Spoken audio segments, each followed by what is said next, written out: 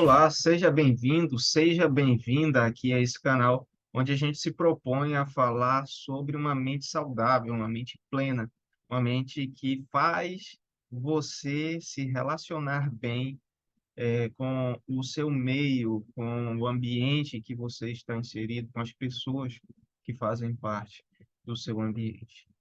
Vamos lá para o conteúdo de hoje. São 3 dicas que lhe ajudarão a não sofrer por conta dos transtornos causados pela ansiedade. Eu quero falar uma coisa que é muito importante que você compreenda. Aliás, compreender o que eu tenho a falar é parte do processo de não sofrimento, é parte do processo de deixar de sofrer desnecessariamente por conta de de uma emoção como é a ansiedade. O estresse psicológico acentuado é parte da existência humana. Não tem como viver, como passar por essa existência sem um sofrimento mental e um sofrimento mental, inclusive, acentuado. Isso se concretiza com eventos reais ou não. Por exemplo, se você ama alguém e esse alguém morre, não tem como você não sofrer. Quando os seus pais morrem, o natural é que os pais morram antes dos filhos, não tem como você não sofrer.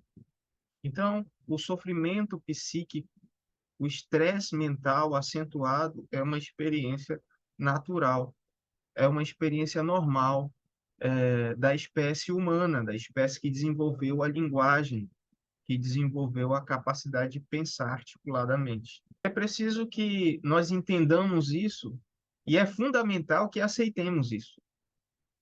Parece contraintuitivo o que eu estou dizendo e é até antipropagandista esse discurso. De repente, os pensadores da propaganda, do marketing, me aconselhariam a não falar, eu sendo psicólogo, que o sofrimento é parte natural da vida do ser humano. Seria muito mais fácil eu falar que não é normal sentir ansiedade. Se livre da ansiedade, porque a nossa mente, que é uma mente resolvedora de problemas, quer viver sem sofrimento e ela vai fugir da ansiedade, vai fugir do medo, vai fugir daquilo que causa um desequilíbrio no corpo, na mente, na vida social. É natural a mente fugir, mas a fuga é parte do problema. É importante que a gente entenda que o ser humano sofre, é parte da experiência humana. A não aceitação do sofrimento causa muito mais dor do que você aceitar o sofrimento e partir em direção àquilo que você considera como valoroso. Eu vou deixar aqui no link duas pesquisas, pelo menos, em que fica clara nas pesquisas que o ser humano, pelo menos a maioria da população, em média 67% da população, vai passar por um grau de sofrimento em que se classifica dentro de um transtorno mental. Esse transtorno mental pode ser um transtorno de humor, um transtorno de ansiedade, um transtorno alimentar, um transtorno pós-traumático, enfim. A gente, pelo menos a maioria de nós, vai sofrer um dia um transtorno.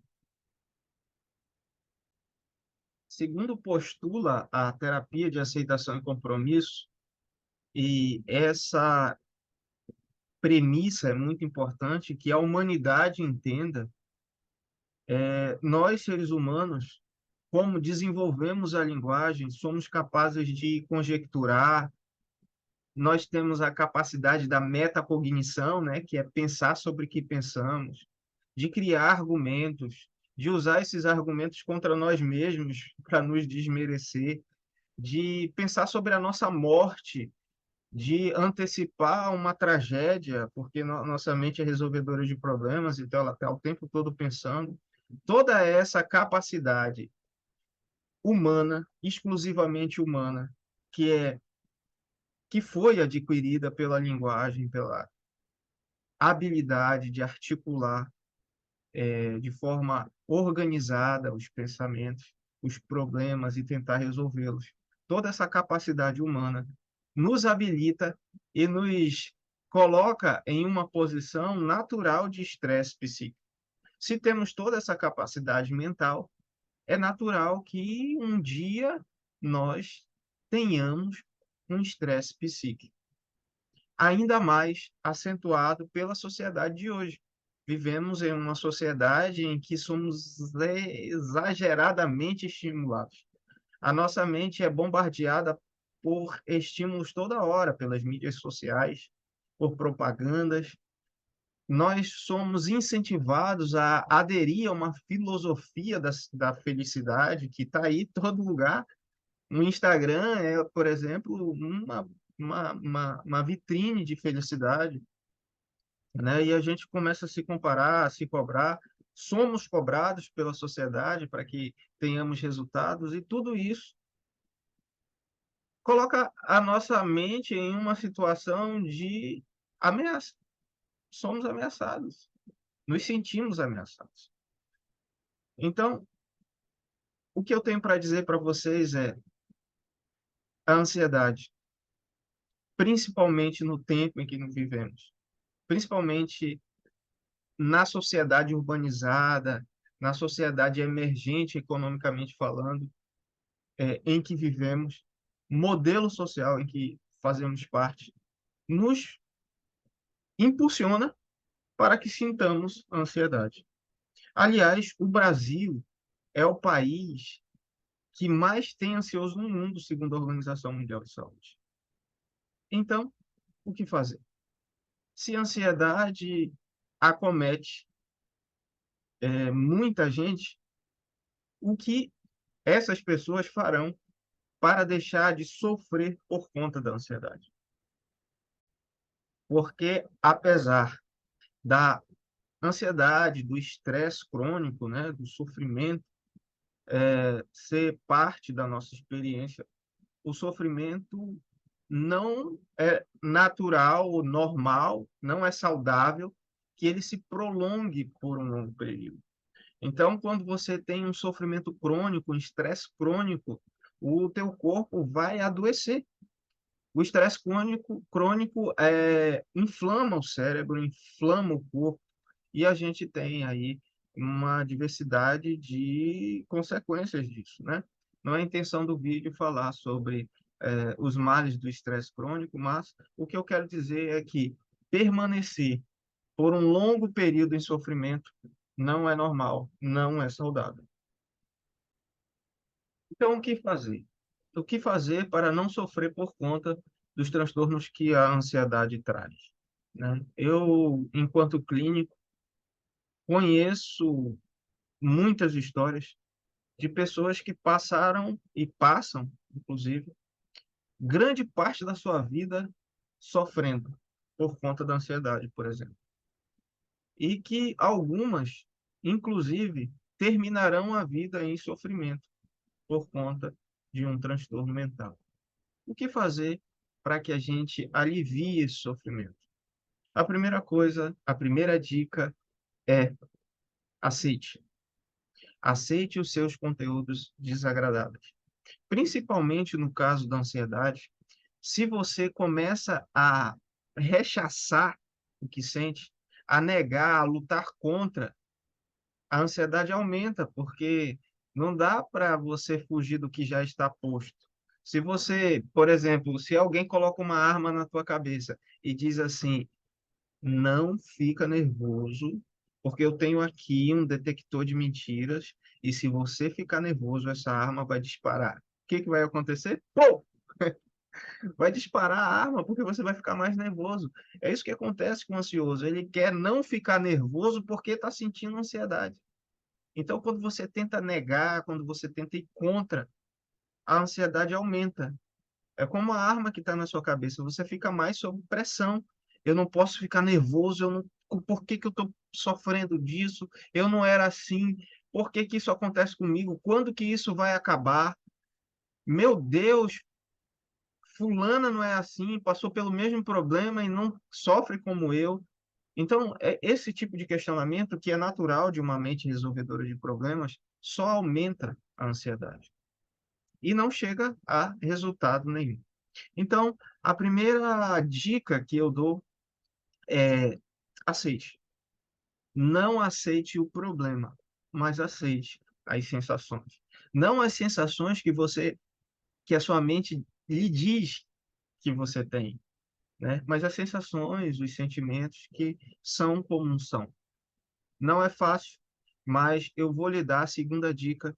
E essa segunda dica é uma ferramenta para que você comece a se autoconhecer, a aceitar, a ter autocompaixão. O nome dessa ferramenta é Mindfulness. Mindfulness é um estado, é você estar presente no momento em que você vive e não ficar divagando nas suas ideias, nos seus pensamentos, analisando o seu corpo, se ele está sofrendo, por que que ele está ansioso. Mindfulness é você viver um momento presente, sem julgamento. Então, como que você atinge esse estado de mindfulness? Uma das técnicas é meditando. Então, a primeira dica é: aceite os seus conteúdos desagradáveis como eles são.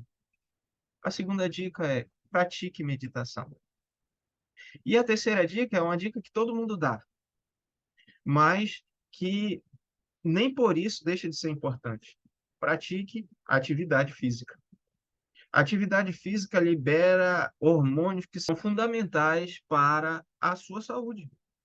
A endorfina, a dopamina, são hormônios que, de forma natural, equilibrada e saudável, são liberados a partir da prática da atividade física mediana ou de alta intensidade, com acompanhamento profissional e tal. Então, pratique atividade física. Não espere motivação para praticar, espere gostar da atividade para praticar. Em alguns casos, além de práticas como a que a gente acabou de conversar aqui, né? A prática da meditação, a prática da aceitação dos seus conteúdos internos, como realmente eles são, não como você acha que eles são. A prática de atividades físicas, muitas vezes essas práticas precisam ser complementadas por um profissional de saúde, ou ser complemento para um tratamento feito por um profissional. Apesar de a gente indicar maneiras aqui de você lidar, nós não podemos desprezar o trabalho dos profissionais, ok? O profissional de psiquiatria é importante. Às vezes, você aliviar o sintoma com um medicamento é interessante. Apesar de o alívio do sintoma não tratar a causa da ansiedade, ele também não vai lhe ajudar a se relacionar melhor com essa ansiedade. Pelo menos não de forma direta, mas é importante, não podemos desprezar. Um profissional de psicologia, eu, pessoalmente, particularmente, indico um profissional das abordagens contextuais, né? A terapia cognitiva baseada em mindfulness é interessante. A terapia de aceitação e compromisso é muito interessante, se você puder fazer um acompanhamento com um profissional, vale a pena também. Mas se não puder, coloque essas dicas em prática, que eu tenho certeza que elas vão ajudar você a lidar melhor com esse conteúdo, com essa emoção que se chama ansiedade. Se você gostou desse conteúdo, vá lá, compartilhe com alguém, se inscreva aqui no canal, porque a gente vai postar conteúdos toda semana, conteúdos relacionados à ansiedade, mas não só à ansiedade, à saúde mental como um todo, a uma mente, como diz o canal, uma mente plena, uma mente que viva em paz consigo mesmo. Beleza? Então, até a próxima e pense nisso.